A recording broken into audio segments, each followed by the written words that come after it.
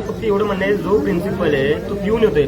एक तर असा फिराडा प्रिन्सिपल कसं काय असू शकतो शाळेचा? इथं लहान लेकरं लहान मुली असतात आणि कंप्लेंट करूनही जर त्यांना काढणं, जे तुमचे सिनियर अधिकारी आहेत त्यांना तुम्ही सांगा की असं असं आहे, गावकरी म्हणतायत की आंदोलनाला बसायचं.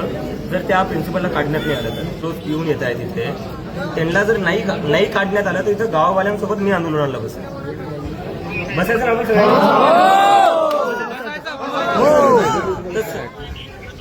ऍक्शन झाली पाहिजे. तर जर ऍक्शन नाही झाली तर इथं गाववाले खूप संतापलेले आहे आणि गाववाल्यांचं म्हणणं आहे की त्याला जर नाही काढलं तर आंदोलन सुरू करायचं आणि गाववाले बसले तर त्यांच्यासोबत मी येऊन बसेल. माझं गाव इथून 2 किलोमीटर आहे.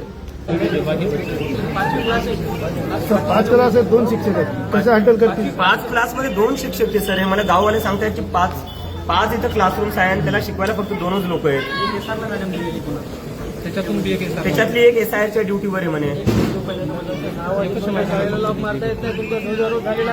नाही, ही जबाबदारी कोणाची आहे सर? हे रोज जबाबदारी झेंडा फडकवल्यावर संध्याकाळच्या 6 वाजेपर्यंत शिक्षकाला बसावं लागेल. पण मुख्याध्यापक तुमचा स्वतः पिऊन बसतोय ना सर. तुमचा मुख्याध्यापक स्वतः पिऊन बसतोय इथं. तर मग आता तुम्ही सिनियर अधिकारी काय करताय यावर?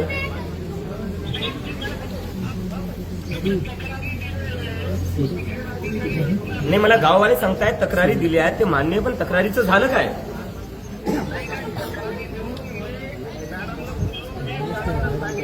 कोणत्या मॅडम आहेत? काळे मॅडम. काळे मॅडम नंबर आहे.